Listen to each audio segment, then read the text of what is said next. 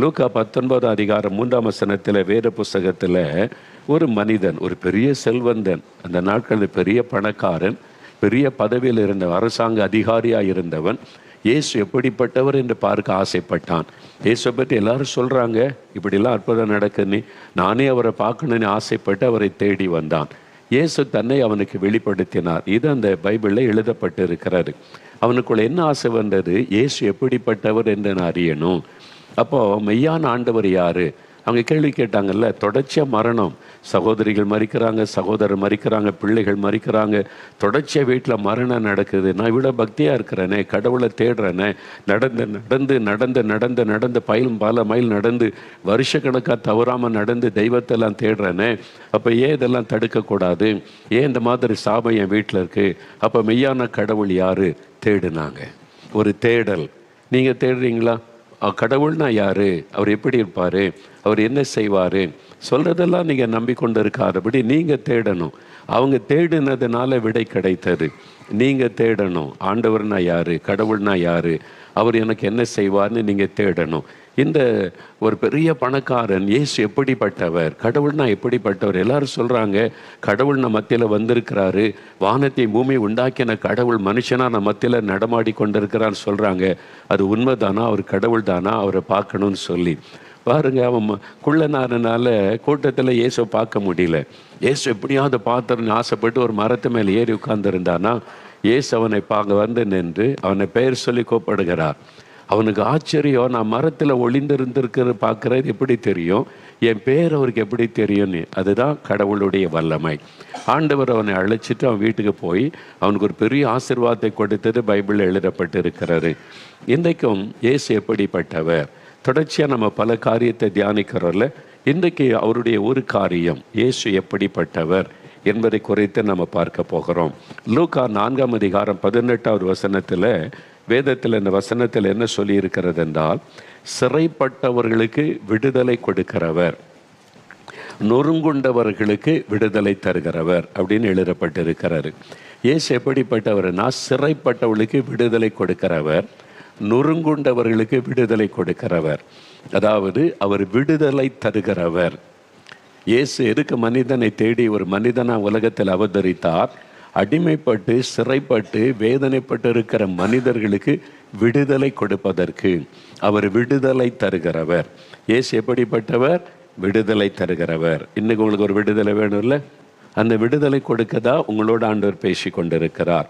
கலாத்தியர் 1:4 வேதத்தில் சொல்லப்பட்டு இருக்கிறாரு, இப்பிரபஞ்சத்தின் இந்த உலகத்தினுடைய அந்த பொல்லாத கிரியைகளிலிருந்து நமக்கு விடுதலை தருவதற்காக சிலுவையில் தன்னை மறிக்க ஒப்பு கொடுத்தார் என்று சொல்லப்பட்டிருக்கிறாரு. இந்த உலகத்தில் பல பாடு, பிரச்சனை, சாபம், நெருக்கம், பயத்தை உண்டாக்குற காரியெல்லாம் இருக்குல்ல, அதிலிருந்து நமக்கு விடுதலை கொடுப்பதற்கு தான் அவர் மனிதனாய் வந்து சிலுவையில் மறிக்க ஒப்பு கொடுத்தார் என்று வேத வசனம் சொல்லுகிறாரு. அப்போது அவர் விடுதலை கொடுக்கிறவர். இதைத்தான் நம்ம இன்றைக்கு அறிந்து கொள்ளணும். 1974 ஆண்டவர் இயேசுவை ஊழியத்துக்கு வரும்படி அழைத்தார். நான் அவனை சுகமாக்கி இருக்கிறேன், அற்புதம் செய்திருக்கிறேன், நீ எனக்கு வேணும், ஜனங்களுக்கு என்னை பற்றி சொல்லணும்னு சொல்லி ஆண்டவருடைய வார்த்தைக்கு கீழ்ப்படிந்து என்னை ஒப்பு கொடுத்தேன். நான் என்ன ஊழியம் செய்யணும்? ஊழியத்தில் நிறைய ஊழியங்கள் இருக்குல்ல. சிலர் சபை நடத்துவாங்க, பாஸ்டாக இருப்பாங்க, நீங்கள் பார்த்துருப்பீங்க. சிலர் தீர்க்கதரிசியாக இருப்பாங்க, சிலர் மிஷினரிகளாக இருப்பாங்க. விதவிதமான ஊழியம். நான் என்ன செய்யணும்? ஆண்டவரை என்னை ஜெபித்த போது சுவிசேஷம் அறிவிக்கணும், நற்செய்தியை மக்களுக்கு சொல்லணும், அதுக்கு உன்னை தெரிந்து கொண்டேன்னு சொன்ன உடனே கிட்டத்தட்ட ஒரு 3-4 வருஷம் நான் அதுக்காக ஜெபித்து கொண்டே இருந்தேன். எந்த மாதிரி நான் ஊழியம் செய்யணும் என்பதாக. அந்த சமயத்தில் 1976-77 நினைக்கிறேன், 77 நான் வந்து ஏற்காட்டுக்குள்ள சேலத்தில் ஏற்காடுன்னு ஒரு மலைப்பகுதி, அங்கே போய் என் கூட பைபிள் காலேஜில் படித்த ஒரு நண்பருக்கு எஸ்டேட் இருக்குது, அவங்க சொந்த எஸ்டேட். அங்கே தங்கி இருந்து அங்குள்ள கிராமங்கள் மலைவாசி மக்களுக்கு நற்செய்தியை அறிவித்து கொண்டு வந்தோம். நான் காலையில் எழும்பி மலை உயரத்தில் உட்காந்து ஜெபம் பண்ணுவேன். ஆண்டவரோடு உட்காந்து பேசுவது எனக்கு ரொம்ப பிடிக்கும். உயரமான இடத்துல அங்கே உட்காந்து பார்த்தா எனக்கு கீழே மேகங்கள் இருக்கும், அதுக்கு மேலே அந்த மலை மேலே நான் பாறையில் முழங்கால் படிட்டு ஜெபம் செய்வேன். அப்போ நான் ஆண்டவர்கிட்ட ரொம்ப நாள் ஜெபித்த காரியம் என்ன எதுக்கு தெரிந்து கொண்டீங்க, என்ன மாதிரி நான் ஊழியம் செய்யணும், என்ன மாதிரி ஊழியம் செய்ய விரும்புகிறீங்கன்னு. அப்போ அங்கே அந்த பாறையில் ஜெபித்து கொண்டிருக்கும் போது தான் இயேசு பேசினார், இந்த உலகத்தை பார், நிறைய மக்களை சாத்தான் அடிமையாக்கி வைத்திருக்கிறான். பாவ அடிமைத்தனம், சாப அடிமைத்தனம், பயத்துக்கு அடிமைத்தனம், வியாதிக்கு அடிமைத்தனம், இப்படி பலவிதமான அடிமைத்தனத்தில் மக்கள் கஷ்டப்படுறாங்க. பிசாசு அவங்களை சிறைப்பிடித்து அடிமையாக்கி வேதனைப்படுத்துகிறான். அவங்களுக்கு விடுதலை கொடுக்க தான் நான் இந்த உலகத்தில் வந்தேன். நீ அந்த விடுதலையின் செய்தியை மக்களுக்கு சொல்லணும். அதனால் நான் விடுதலையின் ஊழியத்துக்கு உன்னை தெரிந்து கொண்டேன். நீ மக்களுக்கு இந்த செய்தியை சொல்லி அவளுக்காக பிரார்த்தனை பண்ணும்போது நான் விடுதலை கொடுப்பேன். ஒரு விடுதலையின் ஊழியம் சொல்லி தான் இயேசு விடுவிக்கிறார் என்கிற பெயரை கர்த்தர் எனக்கு வெளிப்படுத்தினார். நானாக இதை யோசித்து ஆசைப்பட்டு வைத்தது அல்ல.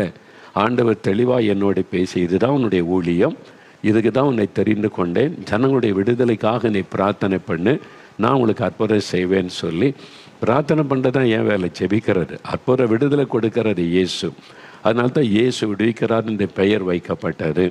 இந்த ஊழியத்துக்கு அந்த பெயரை தேவன் கொடுத்தார். அதன்படி இன்றைக்கு பாருங்களேன், விடுதலை இன்றைக்கு வரைக்கும் ஆண்டவர் அதை செய்து கொண்டு நிறைவேற்றி வருகிறதை நாம் பார்க்கிறோம். அப்போ இந்த உலகத்தில் 2 விதமான வல்லமை கிரியை செய்கிறார். நீங்கள் அறிந்து கொள்ள, ஒன்று தீய வல்லமை, பிசாசின் வல்லமை, அதாவது இருளின் வல்லமை. இவர் வல்லமை கிரியை செய்கிறார். அதான் சாத்தானுடைய வல்லமை, பேயனுடைய வல்லமை. அது மனிதனை பயமுறுத்தி மனிதனை அடிமைப்படுத்துவது, மனிதர்களை பலவிதமான அடிமைத்தனத்துக்குள்ளாக்கி சிறைப்பிடித்து அவருடைய வாழ்க்கையை சின்னாபின்னமாக்கி விடும். பார்த்தீங்களா, பாவத்துக்கு அடிமையாக்கி அப்புறம் பயம், அப்புறம் மரண பயம், அப்புறம் தற்கொலை பண்ணி செத்துரு, டிப்ரெஷன், 1 by 1 அப்படியே பிசாசு கொண்டு வந்து மனிதர்களை அப்படியே சமாதானத்தை கெடுத்து நிம்மதியை குலைத்து அழிவுக்கு நேராய் நடத்துவது. அதுக்கு பின்னால் இருப்பது இந்த சாத்தானுடைய கிரியை, இந்த இருளின் வல்லமை. இதுதான் வேத புஸ்தகம் சொல்லுகிறாரு. இந்த பிசாசின் கிரியைகளை அழித்து மனிதர்களுக்கு விடுதலை கொடுக்க தான் இயேசு மனிதனாய் வந்தார். சிலுவையிலே மரித்து உயிர்த்தெழுந்த போது பிசாசின் கிரியைகள் மீது ஜெயம் எடுத்தார். அதனால தான் இயேசுவின் பெயரை சொன்னால் எல்லா பிசாசின் நடுங்கும். இந்த உலகத்தில் எவ்வளோ மந்திரவாதம் பில்லி சொன்னியெல்லாம் இருக்குது இல்லை? யார் யாரைய வச்சு மந்திரவாதம் பண்ணுறாங்க. என்னைக்காவது இயேசுவை வச்சு யாராவது மந்திரவாதம் பண்ணாங்கன்னு கேள்விப்பட்டிருக்கீங்களா? சரி, பார்க்கட்டுமே. அவ்வளோதான். இயேசுன்ற ஒரு பரிசுத்தமுள்ள ஒரு ஆண்டவர். அவரை வச்சு மந்திரவாதெல்லாம் செய்ய முடியாது. மந்திரவாதிகள் நடுங்குவாங்க, பிசாசு நடுங்கும். என்றால் அவர் தான் பிசாசை ஜெயித்த ஒரே ஒரு ஆண்டவர். அதனால் நீங்கள் அறிந்து கொள்ளணும். இந்த பிசாசை குறித்து இயேசு சொல்லும்போது வேற புஸ்தகத்தில் யோவான் 10:10 இயேசு சொல்லுகிறார், இந்த திருடனாகிய பிசாசு வந்து அவன் திருடுகிறவனும் கொல்லுகிறவனும் அழிக்கிறவனுமாய் இருக்கிறான். பிசாசுக்கு எதுக்கு வருகிறான்? அவன் திருடவும் கொல்லவும் அழிக்கவும், மனிதருடைய சமாதானத்தை திருடிடுவான், மனுஷருடைய ஆரோக்கியத்தை திருடி விடுவான், மனுஷருடைய ஆசீர்வாதத்தை திருடி விடுவான். மனுஷருடைய வாழ்க்கையில் கொல்லுகிறது, அழிக்கிறது, இதெல்லாம் உண்டாக்குவது இந்த சாத்தான் என்கிற பிசாசு. இயேசு சொல்லுகிறார், இயேசு வந்தது மனிதர்களுக்கு நித்திய ஜீவனை கொடுக்க, அழியாத வாழ்வை கொடுக்க. இந்த உலகத்தில் இருக்கும்போது சந்தோஷ சமாதானம் மாத்திரம் அல்ல, மரணத்திற்கு பிறகு பரலோகத்தில் தேவனோட பரலோக ராஜ்யத்தில் மகிழ்ந்திருக்க இதை கொடுக்கக்கூடிய ஒரே ஒருவர் இயேசு மாத்திரம்தான். இந்த பிசாசை குறைத்து ஆண்டவர் சொல்லும்போது யோவான் 8:44 அவன் மனுஷ கொலை பாதகனாய் இருக்கிறான். பாருங்க, சாபத்தின் விளைவாக மரணத்தை பிறப்பிக்கிறவன், மரணத்திற்கு நேராய் மனிதரை நடத்தி செத்து போயிரு என்று சொல்லுகிறவன், அவன் மனுஷ கொலை பாதகன் என்று இயேசு சொல்லுகிறார். அவன் பொய்யனும் பொய்க்கு பிதாவுமாய் இருக்கிறவன். பொய் சொல்லுவான், பொய்யானதை, கடவுள் இல்லாததை கடவுளை நம்ப வைப்பான், பொய்யான ஆட்களை அவன் நம்ப வைப்பான். பக்தின்ற பேரில் மக்களை ஏமாற்றி அடிமைப்படுத்தி அவனுடைய பணத்தை எல்லாம் உறிந்து கொண்டு அவங்களை அடிமையாக்கி அப்படியே அவங்கள சிறைப்பிடித்து வைத்து விடுவான். என்றால் அவனை குறித்து இயேசு அப்படிதான் பைபிளில் சொல்லி இருக்கிறார். பொய்யன், அவன் பொய் பேசுவான், பொய்யான காரியத்தை நம்ப வைப்பான். இதை செஞ்சுட்டா சரியாரு, அதை செஞ்சுட்டா சரியாரு, இவ்வளோ பணம் செலவு பண்ணிட்டா சரியா, இந்த பரிகாரம் பண்ணிட்டா சரியாரும், ஒன்றாக அதை பொய் சொல்லி உங்கள் காசு எல்லாம் பிடி ஏறுத்துருவான். ஆனால் இலவசமாய் விடுதலை கொடுத்து, இலவசமாய் சுகம் கொடுத்து, இலவசமாய் நம்ம ஆசீர்வாதத்தை வாழ வைக்கிறவர் மெய்யான கடவுள். அப்போ ரெண்டுக்குள்ள வித்தியாசத்தை நீங்கள் புரிந்து கொள்ளும்படி தான் இயேசு இதெல்லாம் சொல்லி வைத்திருக்கிறார். அப்போ நீங்கள் தான் யோசிக்கணும், மெய்யான கடவுள் யாரு? பொய்ன்னு ஒன்று இருந்தால் மெய்யான கடவுள் யாரு? இவங்க மெய்யன்னா பொய் என்னது, இந்த பொய் மெய் என்னது? நீங்கள் தேட ஆரம்பிச்சிங்கன்னா உங்களுக்கு விளங்கும், நீங்கள் அதை அறிந்து கொள்ள முடியும். சரி, பிசாசு இப்படி அடிமைப்படுத்துகிறான். ஆண்டவர் இயேசு விடுதலை கொடுக்க வந்தவர்.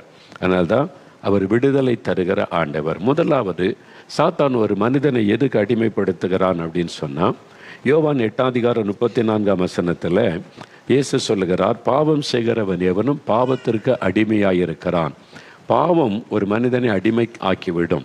அந்த வாலிப தம்பி சொன்னால, நான் இந்த ஹான்ஸு, அப்புறம் இந்த மாதிரி போதை தரக்கூடியது, அப்புறம் மதுபானம், இதுக்கெல்லாம் அடிமை ஆயிட்டேன், அது இல்லாமல் இருக்க முடியல.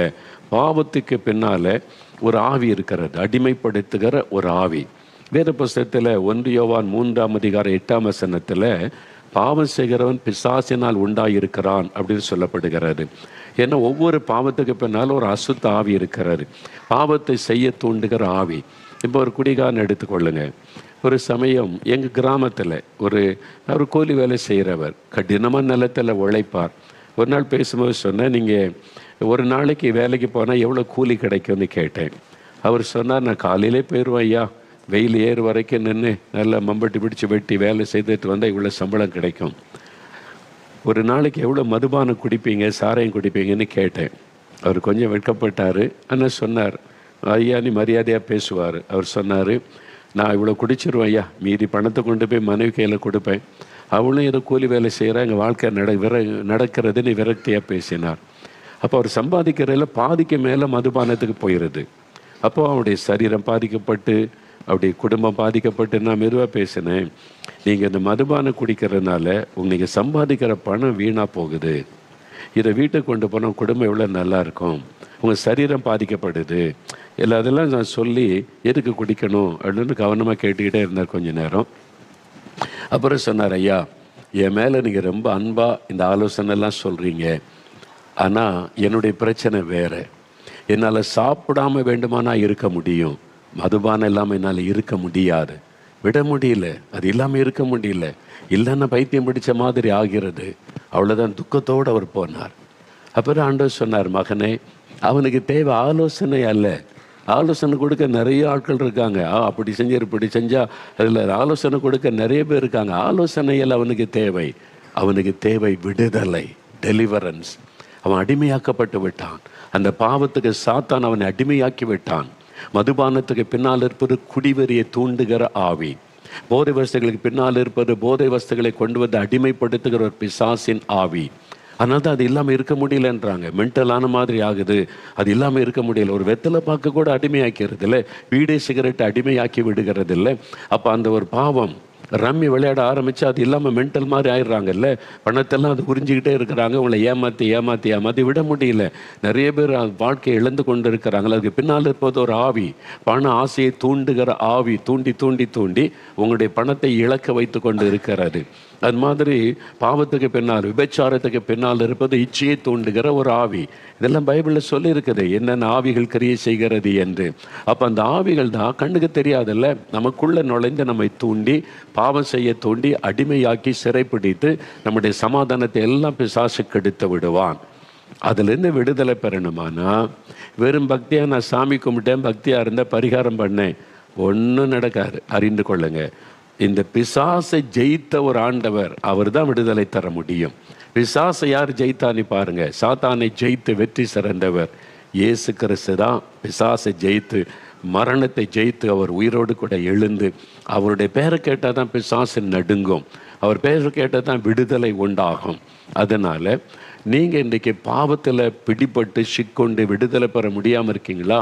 அந்த தம்பிக்கு ஆண்டவர் விடுதலை கொடுத்தார்ல, சாட்சி சொன்னாங்களே, அந்த தம்பி எத்தனை நாள், எத்தனை வருஷம், 5 வருஷம் மதுபானம், 7 வருஷம் இந்த போதை, அந்த பொருட்கள் எல்லாத்துலேயும் இந்த விடுதலை. அந்த ஆவி அவரை விட்டு வெளியேறி போனது உடனே விடுதலை. இன்றைக்கி உங்களுக்கு விடுதலை தேவை. மதுபானத்திலிருந்து, போதை வஸ்துகள்லேருந்து, ஏதோ ஒரு பாவ பழக்கத்தில் சிக்கியிருக்கேன், விடுதலை தேவை.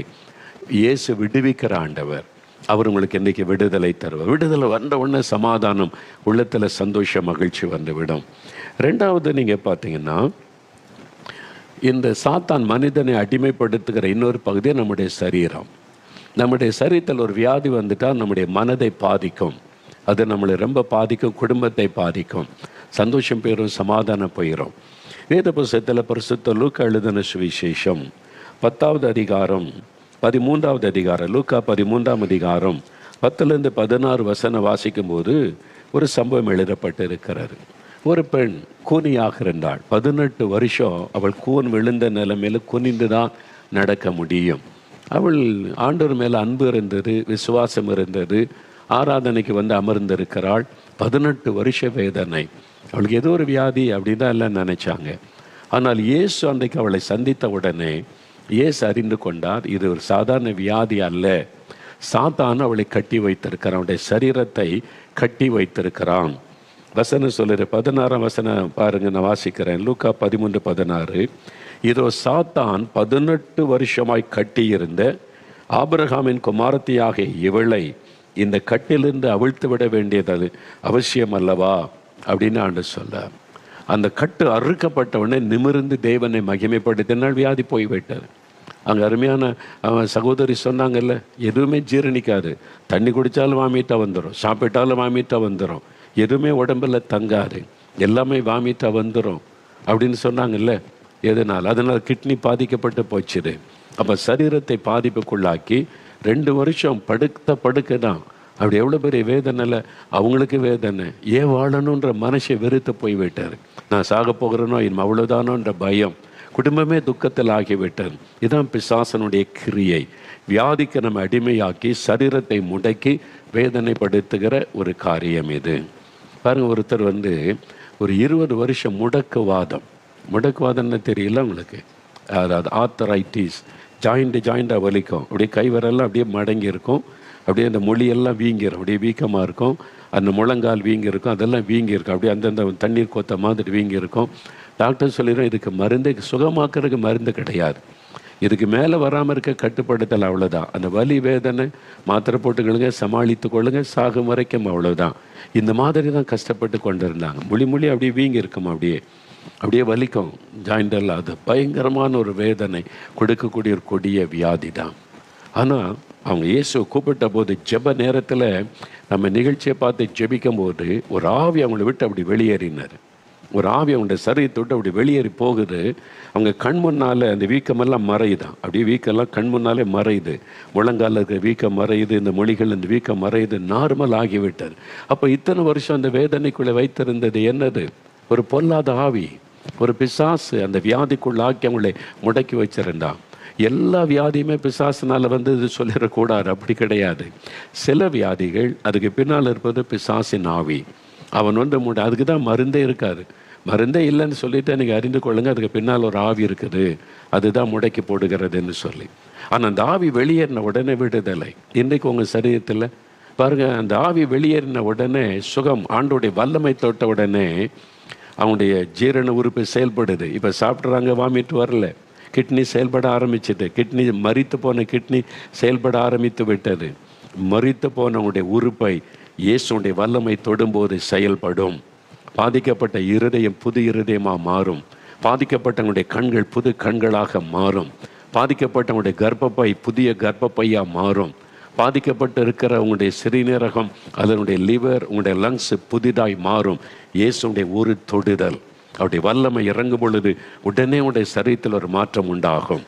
இன்றைக்கு நீங்கள் விசுவாசிங்க, விடுதலை. இயேசு அப்படிதான் மக்களை விடுதலையாக்குகிறவராய் சுற்றி தெரிந்தார். பிசாசின் வல்லமையில் அகப்பட்ட யாவரையும் இயேசு விடுதலை கொடுத்து குணமாக்குகிறவராய் சுற்றி தெரிந்தார் என்று இயேசுவை பற்றி வேதத்தில் சொல்லப்பட்டு இருக்கிறாரு. அவர் வந்து மதத்தை பற்றி பேசவே இல்லை. எந்த இடத்துல இயேசு மதத்தை பற்றி, கொள்கைகளை பற்றி, தத்துவங்கள் எல்லாம் பேசலை. அது யாருக்கு பிரயோஜனப்படும்? அந்த நேரம் கேட்க ரசிக்க நல்லா இருக்கும். What is the use? அதனால எனக்கு என்ன பிரயோஜனம் இல்லை. இயேசு அதுக்கு வரலை. மனிதர்கள் மேலே அன்பு கூர்ந்து மனதுருகி அடிமைத்தனத்தில் இருக்கிற மக்களுக்கு விடுதலை கொடுத்து அவங்களை மகிழ்ச்சியாக்கி வாழ வைப்பதற்கு வந்த ஆண்டவர் இயேசு கிறிஸ்து. அதனால அந்த ஆண்டவர் மக்களை பார்த்து மனதுருகி அற்புதங்களை செய்தார் என்று வாசிக்கிறோம். இந்த மக்களை குணமாக்கினார். அப்போ பிசாசு பாவ அடிமைத்தனத்தை கொண்டு வரான், வியாதினால நம் சரீரத்தை அடிமைப்படுத்துகிறான்.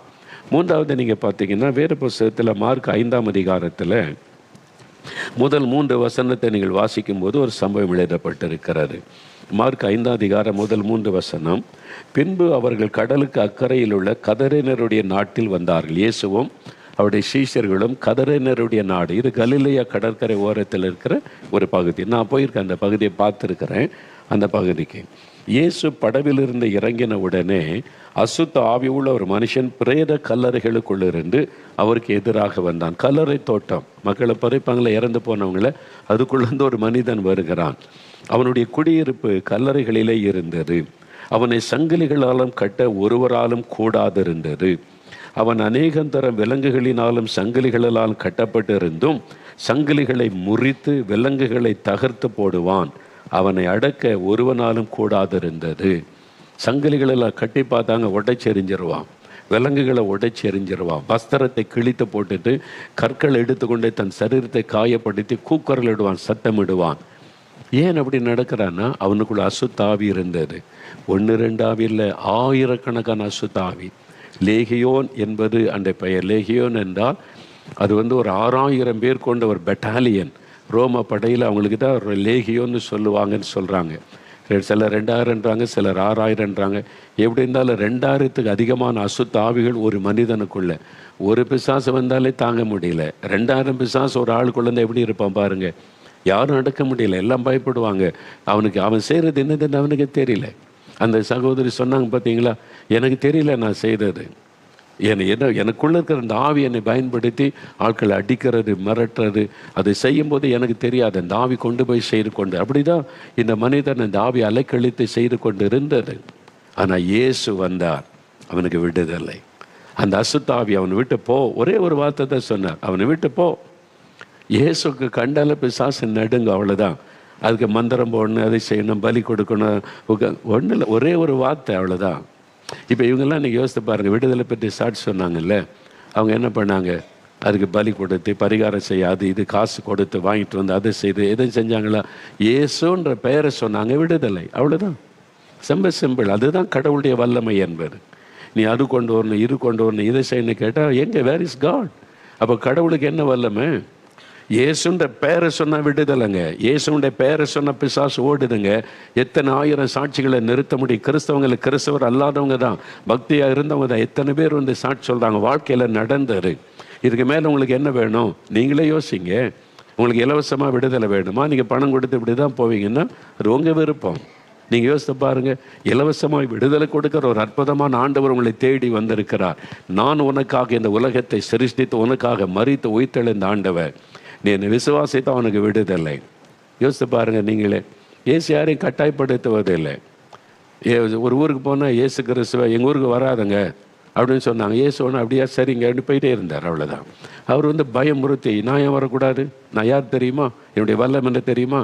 இயேசு அப்படிலாம் பேசலை. வர வேண்டாமா? சரின்னு போயிட்டார். திருப்பி அவங்களாம் இயேசு வரணும்னு விரும்பி ஏற்றுக்கொண்டாங்க. இயேசு யாரையும் பயமுறுத்தவும் மாட்டார், கட்டாயப்படுத்த மாட்டார். சொப்பனத்தில் பயமுறுத்தி நீ இங்கே வா, 4 மாடிக்கு நடந்து வா, இல்லைன்னு செத்த நீ அதை செய் இதை செய் பரிகாரம் பண்ண, அப்படிலாம் இயேசு யார்கிட்ட பேச மாட்டார். என்னால் ஒரு கடவுள். பிசாசு தான் அப்படிலாம் பேசுவான். மக்களை வஞ்சித்து ஏமாற்றி பயப்படுத்தி அவங்களை அடிமையாக்கி இங்கே வா அங்கே வா, அதை செய் இதை செய் இதை செய்யாட்டா, அவ்வளவுதான் அப்படி சொல்றதெல்லாம் பிசாசு, பயமுறுத்துகிறவன். கடவுள்ங்கிறோடு செய்ய மாட்டார். அவர் நம்முடைய தகப்பன் தானே, நமக்கு அப்பான்னு கூப்பிடலாம். அவர் உரிமையோடு சொல்லலாம், ஏசப்பா அப்படி கூப்பிடுறாங்கல்ல, அப்படி கூப்பிட முடியும். என்னால் அவர் கடவுள், நம்முடைய சிருஷ்டித்த தேவன். அந்த ஆண்டவர் தான் உங்களை பார்த்து சொல்ல, என் மகனே மகளே, நான் உனக்கு விடுதலை தரேன், பயப்படாத. மந்திரவாதம் பண்ணிட்டாங்க, பண்ணட்டும், நான் இருக்கிற உனக்கு. இயேசுடைய பெயரை சொல்லுங்க, மந்திரவாதம் அழியும், வெள்ளி சூனியம் அழியும், எல்லா பிசாசின் கிரியைகளும் அழியும், விடுதலை உண்டாகும். அதனால பிசாசு கட்டல அவனுக்கு விடுதலை. 2000க்கு மேற்பட்ட அசுத்தாவி இருந்துச்சு. இயேசு அவனுக்கு அந்த ஆவியை கடிந்து கொண்டார், விடுதலை. இப்போ அவனுக்கு வஸ்திரம் கொடுத்து நல்ல புது மனிதனாய் மாறிவிட்டான். இந்த அற்புதம் இருக்கு. அன்றைக்கு அற்புதம் நடந்தல, இன்னைக்கு நடக்குது இல்லை? இன்னைக்கு அந்த சாட்சிகளை கொண்டு நிறுத்துறார்ல. அன்றைக்கு மாத்திரமல்ல, இன்றைக்கும் அற்புதம் செய்கிறவர் இயேசு. அவர் தான் கடவுள், எக்காலத்திலும் கிரியை செய்கிறவர். என்னைக்கோ நடந்துச்சோம், எப்போவோ நடந்துச்சான், எங்கோ ஏதோ சொல்லியிருக்கிறான் அப்படி நம்புறாங்க. இப்படி இல்லை, இப்போ செய்யணும், இன்னைக்கு நடக்கணும். இன்றைக்கு அந்த மாதிரி மக்களுக்கு விடுதலை, சுகமும் அற்புதங்களும் நடக்கணும். இலவசமாக விடுதலை கொடுக்கணும், அற்புதம் செய்யணும். அவர் தான் என்றென்றைக்கு ஜீவித்திருக்கிற கடவுள் என்கிறவர். செய்கிறார்ல இன்றைக்கு. அவர் தான் உங்கள் வீட்டுக்கு தேடி வந்த, வானத்தையும் பூமியை உண்டாக்கின கடவுள் உங்களை தேடி உங்கள் வீட்டுக்கு வந்திருக்கிறாருங்க. உங்களை தேடி வந்திருக்கிறார். உங்கள் மேலே அவர் அன்பு வைத்திருக்கிறார். அவர் எந்த மதம், ஜாதி, இனம், எந்த வித்தியாசம் பார்க்க மாட்டார். நான் உன்னை நேசிக்கிறேன். உனக்கு என்ன வேணும்? உனக்கு என்ன விடுதலை வேணும்? பாவத்திலிருந்து விடுதலை வேணுமா? வியாதியிலிருந்து விடுதலை வேணுமா? பிசாசு கட்டிலிருந்து விடுதலை வேணுமா? மெய்யாகவே விடுதலை ஆவீர்கள். இயேசு கிறிஸ்து மனிதனுக்கு விடுதலை வாழ்வு கொடுக்க வந்த ஆண்டவர். நீங்கள் மெய்யாகவே விடுதலை ஆவீர்கள். யோவான் 8:36 இயேசு கிறிஸ்து விடுதலையாக்கினால் மெய்யாகவே விடுதலை ஆவீர்கள். இந்த விடுதலை எப்படிங்க இயேசுவால் மட்டும் முடியுது அப்படின்னா, மனிதனுடைய பாவம், வியாதி, சாபம், எல்லா வேதனைகள் அதை சிலுவையில் சுமந்தார். நம்ம பரிகாரம்னு சொல்கிறோம்ல, இதெல்லாம் இருக்குது, தோஷம் இருக்குது, உங்களுக்கு சனி உச்சத்தில் இருக்குது, சுக்கிரன் அங்கே இருக்குது, கெட்ட நேரம், இன்னும் ஒன்றும் செய்ய முடியும். ஆனால் பரிகாரம் இருக்குது, பரிகாரம் செய்யுங்கன்றாங்கல்ல. அப்போ பரிகாரம் செய்தால் மாற்றம் வருது இல்லை, அதுக்கு பணம் கேட்குறாங்க, என்னென்னோ செய்ய சொல்கிறாங்க. ஆனால் இயேசுகிட்ட இலவசமாக எப்படி எல்லாம் நடக்குது தெரியுமா? அவரே பரிகாரி. பைபிளில் இருக்க அவரே பரிகாரி, இயேசு தான் பரிகாரி. அவர் பரிகாரத்துக்காக தன்னை சிலுவையிலே பலியாய் கொடுத்தார். பரிகாரம்னு சொல்லி ரத்த பலி கொடுப்பாங்க பார்த்துருக்கீங்களா? இனி பலி தேவையில்லை. இயேசு கடவுளே மனிதனாய் வந்து தன்னை பலியாய் கொடுத்து பாவம், சாபம், வியாதி எல்லாத்துக்கும் பரிகாரத்தை உண்டாக்கிட்டார். இனி ஒரு பலி தேவையில்லை, இன்னொரு ரத்த சிந்தை தேவையில்லை. கடவுள் மனிதனாய் வந்து தன் பரிசுத்தமுள்ள ரத்தத்தை சிந்தி பரிகாரத்தை உண்டாக்கிட்டார். இப்போ விசுவாசித்தால் போதும் விடுதலை. இயேசு என்னுடைய பரிகாரி, எனக்காக எல்லாத்தையும் சிலுவையில் செஞ்சு முடித்துட்டார், இயேசுவின் நாமத்தில் என் விடுதலைன்னு விசுவாசித்தா போதும் உடனே விடுதலை தான். அவ்வளோதான், ரொம்ப சிம்பிள். கடவுள்கிட்ட இருந்து சுகம், ஆசீர்வாத, விடுதலை பெற ரொம்ப சுலபம். உங்களை வருத்தி கொள்ள தேவையில்லை, உங்களை காயப்படுத்த தேவையில்லை, உங்கள் பணத்தை செலவு பண்ண தேவையில்லை. விசுவாசத்தோட இயேசுன்ற பெயரை சொல்லி பாருங்கள், உங்களுக்கு ஒரு விடுதலை நீங்கள் பெற்றுக்கொள்ள முடியும்.